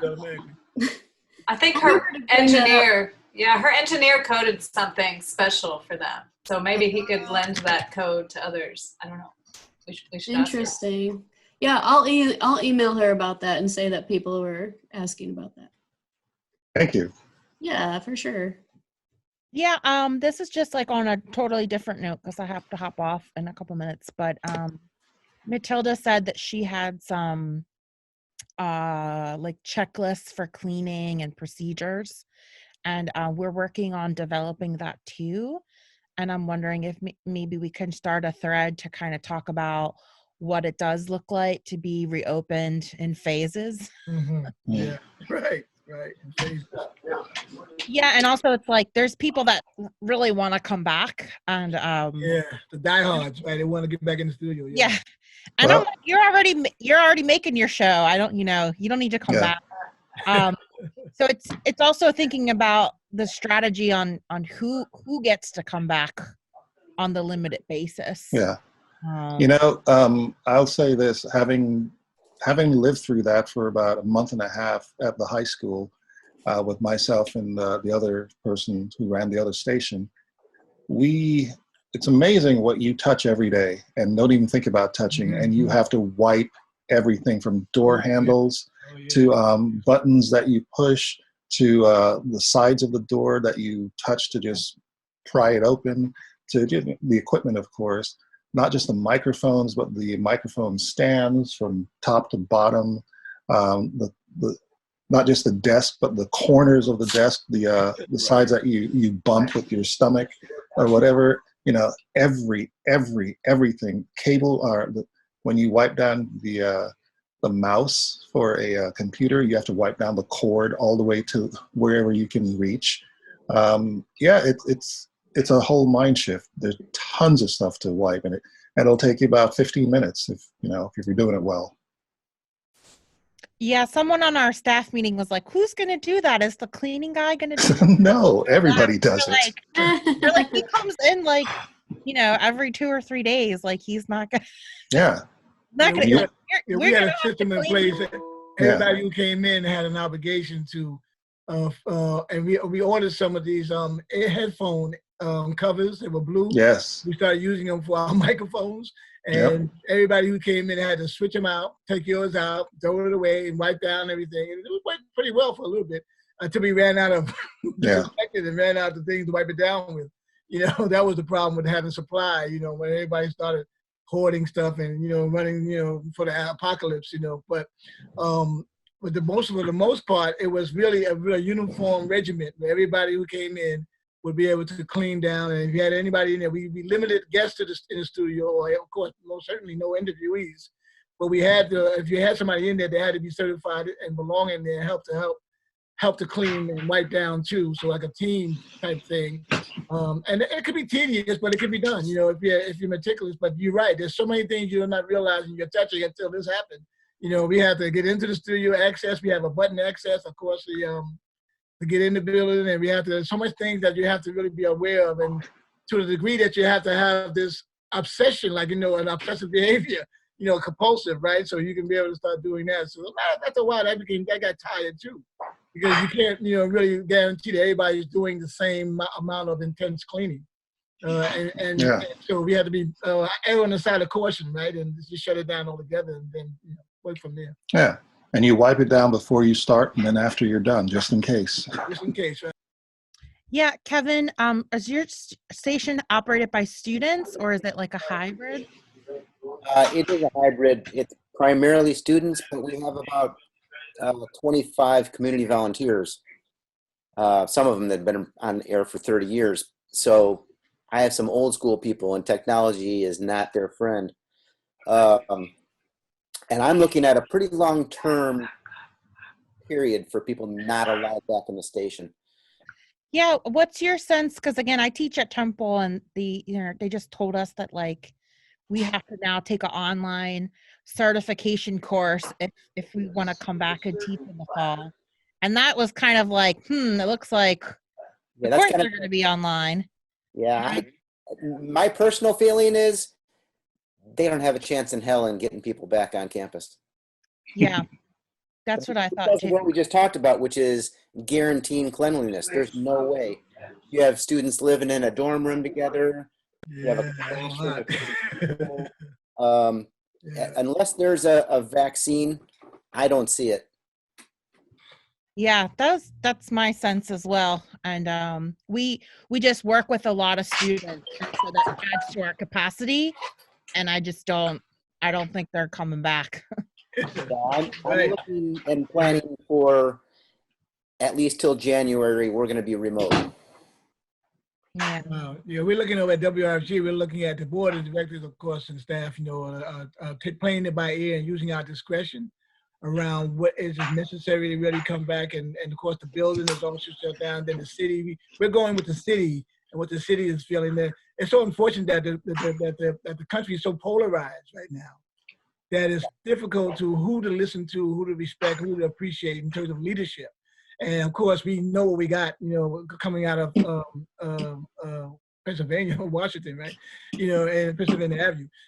It's just unfortunate, but it's really another lesson for us too, to hold steady, to do what's best to maintain our independence and maintain our due diligence around what we have, because it provides us a different opportunity to continue to give the information that is the alternative information that's not coming down the pike, and speaking to those who have no voice, don't have a platform, and keeping that voice up there, because they really rely on us. That's why, a brick and mortar space is really is the undergird of that. Really, I mean, I'm not knocking any other ideas, but I'm saying that that brick and mortar, having a space, a station you can call, a place you can come to, if you can come to it, but a place that that's like a bunker, for progressive, ideas and strategies, and taking people home and distancing people like that sometimes doesn't work, because you don't have the connection, you don't have the galvanized feeling of you coming together, and so it's really a very tightrope walk we're on in terms of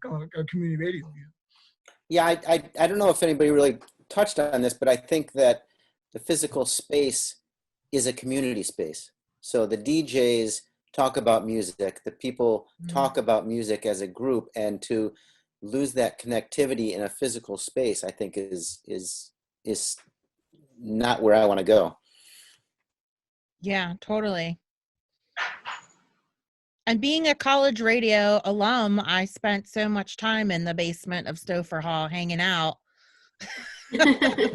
You know, many more hours not doing my show because it was that space people could go to. Right. Absolutely. Right. Me too.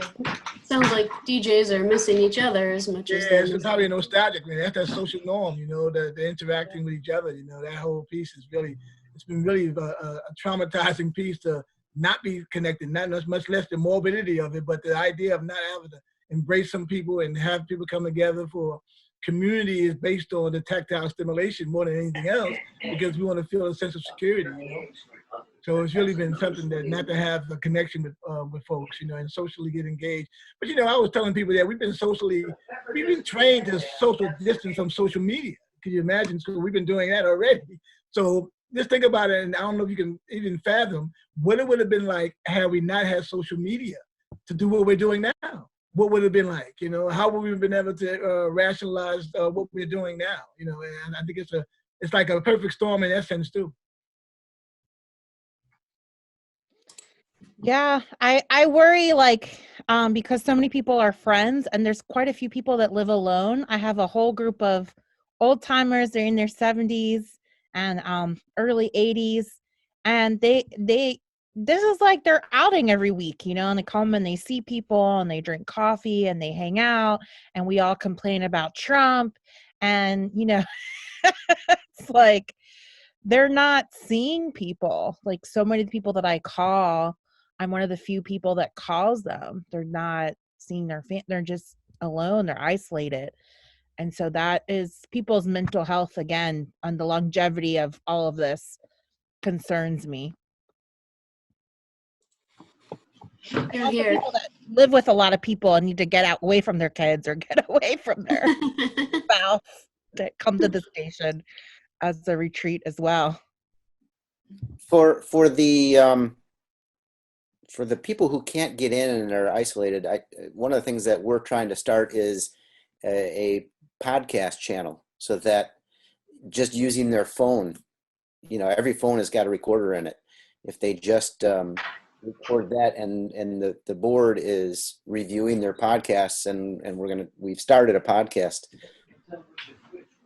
situation. So we're asking every DJ that if they want to still stay engaged to create their own podcast. Yeah, that's a good idea. Hey, speaking of social media and the benefits and the negative points, I think it would be great, Stephanie, if we could in any way continue this conversation through the week in some kind of social media avenue. Just no pressure, but just something to think about.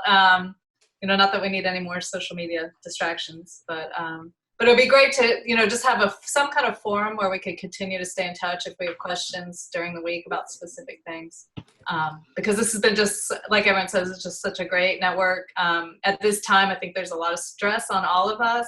Vanessa brought up a lot of points about just the emotional weight of being a general manager or being a station manager or someone involved with the station, and really getting the first, you know, a DJ lost a family member to COVID-19 today before I got on the line, and I was the one they wanted to talk to because, you know, that this is sort of our role as leaders of the station, and so we get this stuff, and it sounds like Vanessa's getting a lot of this stuff too. I know all of you are just, and by stuff I just mean emotional weight and caring about our DJs and really having these families and stuff. So I think that could be a future potential conference call where we focus on just dealing with that kind of thing, and how do you balance your emotional life with your professional life and that kind of thing. But I know it's a lot of weight. Yeah, I recently joined a Zoom call it was like mental health for community leaders. Yeah, exactly.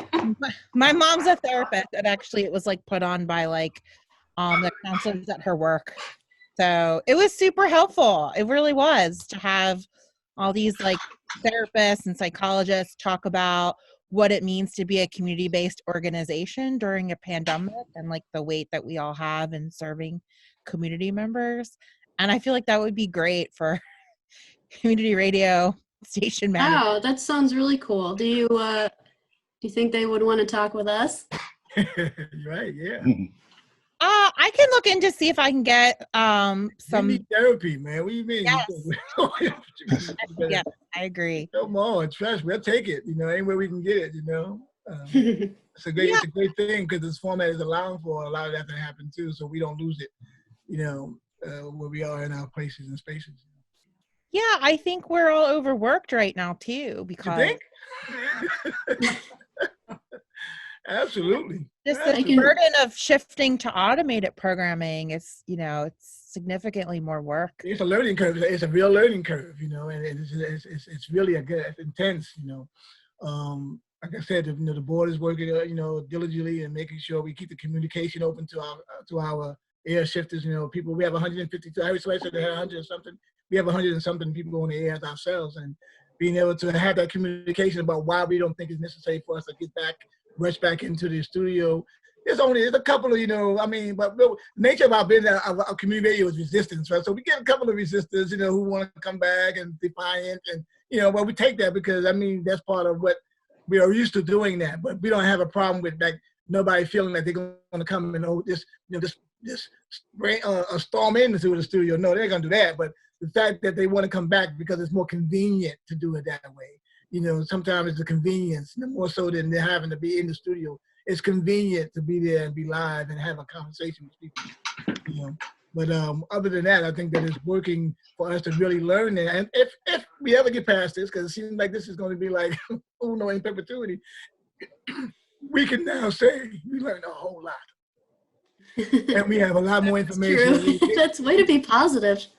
I wanted to call somebody like on last Saturday because of course, I made a mistake in the automation and someone's 3-hour show got like messed up on the last hour and they sent me a long, mean email and then they called email. And I just broke down because it was like Saturday morning and I was finally a day off.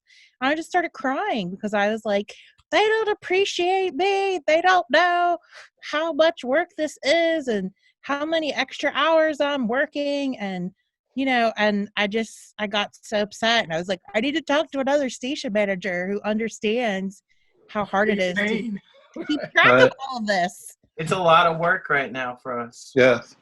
It's so much information to track, to have that many people and shows, the schedules. It's, you make mistakes and you try not to. Hi, I'm trying to get in. I'm getting a valid ID. So, I haven't gotten it yet. I'm on another Zoom call coming up. I'll be over right now. I'll be over in a second.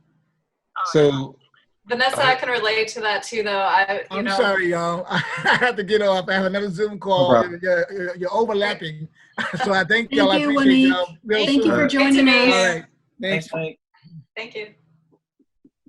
What were you saying, Sharon? I was just saying that lack of appreciation really got to me too, Vanessa, this week, and just trying so hard to get them and their voices on air, and you're doing all this stuff for them, and then you mess up because you've got 1,000 things you're trying to work with, and then one DJ was actually on the live stream and they didn't think their thing was working, and they were like basically cussing me out on it. I could hear them cussing me out on the stream, I was like, So I mean, he was just like, hurry up, fucking hurry up, this kind of stuff. I'm like, oh my God, dude, chill out. It's gonna get there. We'll make it happen. So just trying when you're really stressed out to be calm and compassionate is pretty difficult. Patience is the lesson, man. There's no dump button. Exactly. My radio station, we're on air for some days, 5 days a week. And we don't broadcast FM on Saturdays, and then Sunday is all pre-recorded. I decided a few weeks ago I'm taking weekends off, just taking weekends off, and it's been amazing because I work during the day. Come the weekend, because I'm an audio engineer. I worked in theaters. I worked for dance companies. So I never really got weekends off. So now I do, and it's just made it great to work my ass off during the week and just take weekends off. So if your station, you know, is anything like mine, I encourage you to take the weekends off. Trying. Yeah, Yeah. yeah, I've had those Not yet. moments. I've had those moments where I'm thinking, man, I should have just locked the door and just let it go automated and done something different. You know, I've had those moments where it's just like, why did I keep this thing going during this time? Because it's been so stressful. But then, of course, you realize why you're doing it. But it's tough. Yeah, it's for as many accomplishments and successes we have, you know, the cost is sometimes your own sanity and sleep and, you know, just work-life balance.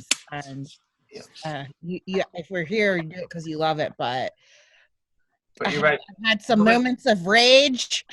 And yeah, if your DJs are doing 2 hours a week of programming, they don't understand what you're doing the rest of the week necessarily. Yeah. Yeah, I just threw a tantrum downstairs. Are you okay, Ursula? Oh man. I got it together, but I threw the tantrum when not getting back to me, so she didn't hear it. By the time she got on the phone, I was civil again. But Mike Murphy, who's here at the station helping, he had to watch it. He got up and left the room. That fits the theme of what we're talking about. Pretty much. It's just like, holy shit, you know, like, just call me and finish this. I need to go, you know, I need to go do something else. Just, oh my God, you know. Yeah, you gotta let it out sometimes. Good for you for staying professional, at least with her. It's hard sometimes. It's very unprofessional, but it's just like, you know, you sit there and you think, fuck, I've earned the right to be like really obnoxious right now because I've been doing this since 6 o'clock in the morning and it's time, you know? Yeah. I've also been up since 6 in the morning doing this. And yeah. But I got it together. You know, it's her first show back on the air, you know, since the crisis started. And I told her it's good to have you. She was really happy. So it's okay. She just didn't hear what about her before she got on the phone. Yeah, the guy it's good, you know. The guy who reamed me out through email when he called me, you know, I explained to him like what it's like to use a remote application and just all the challenge, everything. And he was like, I had no idea. I'm really sorry. I love you and appreciate you. And we had like a moment and I was like, okay. Yeah. So I definitely feel like at the end of the day, even though they can be a pain, it's like we do care about them regardless. Yeah. Yeah. Ursula, your grassroots radio seminar that you've done a couple times about human resources and just, you know, managing the emotional weight of being a station manager and stuff is something we were kind of talking about when you were away. Would be really helpful for this group at some point, I think, just a little. Yeah, just wanting some more like support, mental health support and solidarity for like the unique position right now. And also just there's moments where I'm like, why couldn't I have some stupid job? Like, this is a huge responsibility, you know? You know, like my brother works for Comcast and he's making lots of money signing people up for internet. Is it worth it? Is it really worth it? It's a job that, you know, he's working from home, but like once he clocks out, he's like done. I'm like, he's making so much more money than me and he's doing an easier job and he doesn't have to work on the weekends. I'm like, why did I do this? This is crazy. But if not us, then who, right? It would probably be some other crazy person. We're just crazy enough. I have 4 siblings. Operations manager, he was just forced to choose between the station and his girlfriend. Oh, what did he choose? Oh. The station. Oh, the radio station, of course. Yes. Whoa. She wasn't the one. You guys, I've got to hop off. Thank you so much again for doing this. Thank and you, we'll talk, Sharon. Stephanie, about next week. Sounds good. All right. Thank you, guys. Keep your chin up. Keep Bye. doing your great work. I'm jumping out as well. Take care. Thank you, Kevin. Ursula, do you know any radio stations? Yeah. Do I know what? Do you know any radio station psychologists? Well, yeah, we did this work. I used to have this incredible mentor named Peyton Wimmer, and he's this amazing psychologist. And he and I did like a workshop together based on his psychological principles, and it was fantastic stuff. And so I kind of, I have a presentation for that, and it's really, really good. I just wish, I wish Peyton was involved, because it's really his work, and I think it would be really good to update it. For now, I would love to hear what he would have to say. You think he'd be interested? I don't know. He just he worked with me for about 8 years, and he never charged anything. He was, he just did it. And then all of a sudden he just blew me off. It was like some switch flipped in him, and he just became unavailable, period. And probably his family gave him an ultimatum of some sort. Anyway, I don't know if I could ever convince him to do it. I could ask him. I've been thinking of contacting him anyway, kind of swallow my pride, because I was really pissed at him for a while, because he really blew me off. The thing is that people keep bringing those workshops up. And even when we were in Albany, I was like kind of by surprise put on a panel. I don't know if you were around then, but there was this panel about something about management issues.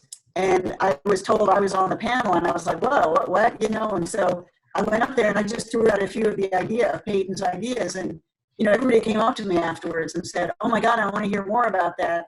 And so I really, I've been feeling like I need to go to Peyton and say, Peyton, I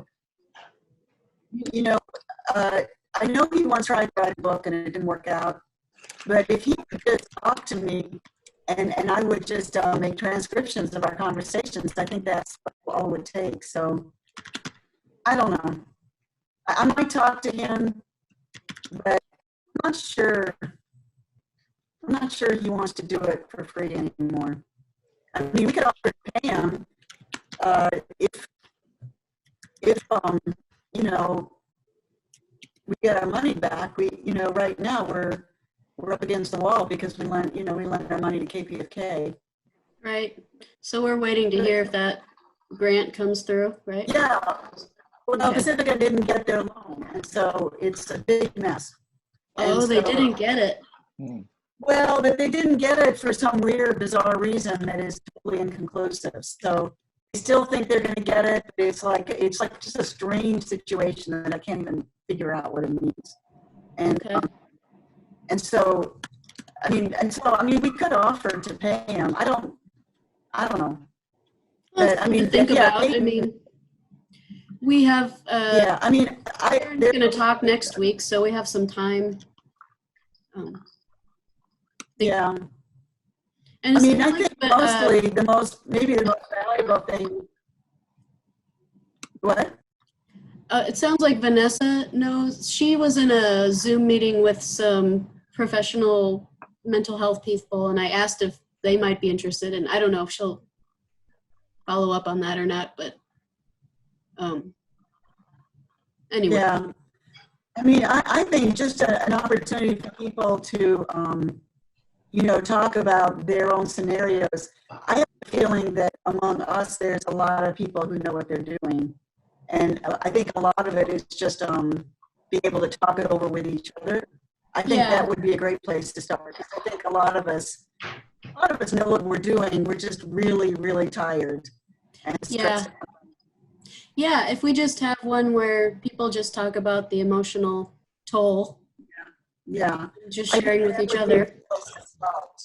And I think that would be enough for a whole meeting. Yeah. You know, if there was a feeling afterwards that we needed a professional in the room, we could still look into that. But, you know, it's nice when somebody gives a presentation, but it also kind of shuts everybody else up, you know, and everybody Right. kind of becomes Right. Sometimes, yeah, people just need to be heard, especially if you're the manager. You know, everyone's talking to you. It's nice to have someone to talk to, I think is what I'm hearing. Other people, they who are managers, yeah. So. Yeah, well, for me, it was great just to be able to Yeah. say, you know, holy fuck, I just had it going. I just can't take it anymore. It was great, you know, I feel better already. Good. Yeah, exactly. Exactly. It's a lot of pressure on us as people who are running It's a radio lot of pressure. because we realize You that. know, and then you're kind of, I'm sorry. and then you feel like if I make one mistake, either I die or somebody at the station dies. It's a lot of pressure. It's a lot of responsibility. Yeah, I mean, which one of us signed up to be in charge of people's life? You know, like I didn't sign up for that. Yeah. And we have, you know, we have people in the station that, you know, sort of are conspiracy theories and different ideas about what's going on. So, you know, it's hard to, it's a lot of pressure on us. Yeah, we all of a sudden have to be real leaders, you know, not just like a cool music station. I know. I know. I know. Yeah. True. More than we really, you know, thought we would have to. Definitely, yeah. I signed up to join a board and be on a radio station board. And a year and a half later, I was the one in front of the mixing board, keeping the radio station on the air and doing everything for 5 days and being the general manager as well. So not exactly what I signed up for, but the people who founded the radio station took them 7 years to get it together, to get all the funds. And the youngest one was in their late 70s. So I was the youngest one in the room, you know? Yeah. So Yeah, so you were the future. I'm the future. I'm still looking for the future though. Yeah, I know. Future is looking very odd these days. Yeah. Yeah. And if something happens to me, I don't know what's going to happen. Well, yeah, I know, exactly. Like today I've been coughing all day and I got chills and I'm like, oh my God, you know, sick, I'm going to kill everybody, I'm going to die. And Yeah. I think I'm really sick, but you start to feel that way every time you know, feel a little bit run down. You just can't feel bad anymore these days. You have to be in shape all the time. Yeah.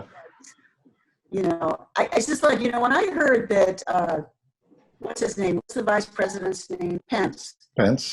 He said he gets the virus test every day. Piss me off. He says, "Oh, I get a virus. I get a coronavirus test every day to see if I have it." I'm like, really? No. He gets that Q-tip stuck up his brain every day. That terrifies I'm me. sure he has a nicer way of doing it. Yeah. Anyway. Apparently there are tests that you don't have to do that. I think that's the way to discourage people from wanting them. Right? I know. That's what I'm hanging on for. Staying right in this room until there's a different kind of test. And then I'll be ready then. No, you know, so Stephanie, I think even if you just had a meeting where everybody was invited to get their worst case scenario off their chest, I think, you know, as long as we didn't upset each other too much, I think a lot of us, you know, have a lot of insight we can give each other. And I think it's a good place to start. I don't know if we need to lecture people yet. Yeah, I think that's a good idea. It sounded like what Vanessa was saying was she felt really uplifted after the talk she went to with the specialist. But I think what you're saying is just as important. And then we could always think about that other way too later if we want. Yeah. Yeah, I Yeah. think people just need someone to hear them.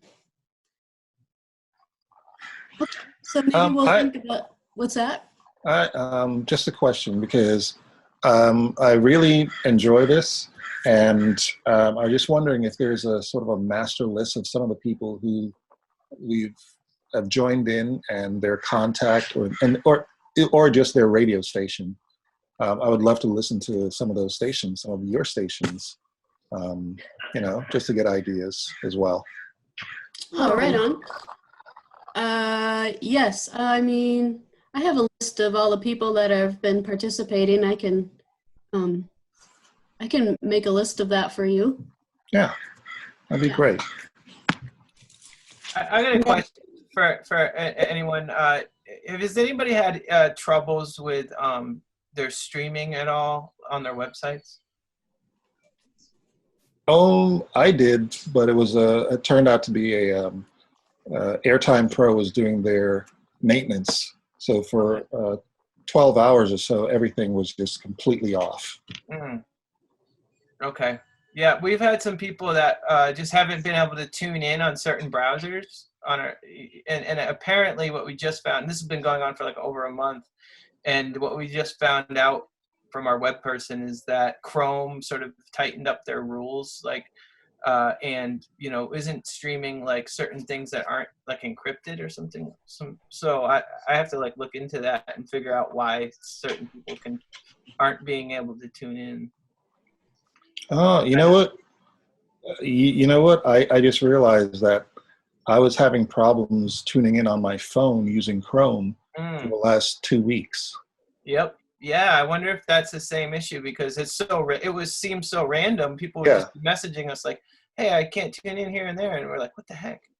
And couldn't quite figure it out. And then I just got a message today from our web person. She's like, "I finally figured out what's going on. It's Chrome changed their rules, and you need to like get an upgraded sort of like protected streaming service or something." So I got to look into that. But that's just something maybe I should have brought it up today, but I forgot about it. Thank you. Yeah, thank you. It's good to know I'm not the only one. Yeah. It seemed sort of random. It works now, but for about 2 weeks it was sort of hit and miss. Yeah, I wonder if it was the same issue. It's weird. Everybody uses different browsers, so it's right. It's tough when people are like, I can't tune into your station. It's like, well, what do you do? Like maybe your volume's not up. It could be as simple as that, or it could be on our end. Turned on. Right. It's like I had someone message me, "I can't get the internet." I'm like, "You can't get the internet, or you can't stream us on the internet? What are you talking?" Because it could have been either question. We get so many questions. Well, folks, I gotta get to some apocalypse paperwork because who knew there'd be so much paperwork. So thank you for your time. I appreciate all the information that I've gotten and look forward to the next time. Yeah, thanks, Patrick. We'll see you next time. Nice talking with you, Patrick. All right, thanks. Bye. Well, I suppose, yeah. So Sharon's going to do the next one, and then maybe we'll do the emotional healing one after that. Emotional, it'll be like Stitch and Bitch, except we won't be Stitch. Stitch and Bitch. That's funny. Okay. Unless, anyone else here of us three Musketeers want to talk about anything else? Or? Oof. I'll probably think of something after we hang up, but. Yeah, I'm like that too. Yeah. But these have been great. These meetings I look forward to them every week, and it's super helpful to me, and I want to help out as much as I can with what you guys. How are you doing since you lost your DJ? How are you doing? Yeah. Well, actually, it wasn't a DJ of ours. It was a guy who helped us out at the station. He like painted our signs. Like he painted that cool sign behind us. Oh, and he like helped us with our library. He was like a friend. He was actually our manager's at the time boyfriend, so he would be always hanging out, and he was a personal friend of mine, and a big lovable guy in the community. So So he was a big part of the station. yeah, he was a big, well, mostly for me, it was just part of the, yeah, he was a part of the station. But yeah, he was a part of the station, and mostly just a really, really good friend and just a good guy. And it was a tough one. It was like the first person I know that was sort of victim to the coronavirus, I guess. You know, I mean, it wasn't directly related to but I think the isolation was the hard part for him, and it just sucks because it just sucked. It really sucked. So yeah, it's just somebody made a really nice tribute video that I posted on my Facebook page, which is really sweet. Oh, that's cool. Yeah, so he did a lot of work with handicapped people and adaptive skiing and sports. So man, he was just such a funny guy. So yeah, so I'm like, okay, what can I want to do something sort of in his honor, in regards to the radio station. So maybe we'll sort of reach out to more handicapped people or something, something along those lines. I want to do something. But that's a nice idea. Yeah. Yeah, because I think it could be really, once we get the capacity to do all those. Right, once we're allowed to go outside. I know. But that's one of the things I'm thinking about doing. Once I get once I get my act together and feel like under control, I'm going to try and reach out to more people to become programmers. Ah, cool. So, figure it might be a good time to recruit people to DJ if they're looking for something to do. Are you talking to us, Ursula? I'm sorry, your mic isn't on. I see your mouth moving. Ursula, looks like you're muted. There you go. There you go. I need my computer back. I'm sorry, but there's something I have to do on the computer. So I've got to get off. I'm sorry. Okay. That was fun talking, guys. Thank you. It's good to see Have you. a good rest of your week. Yeah, I appreciate you guys. Take care. Bye. All right.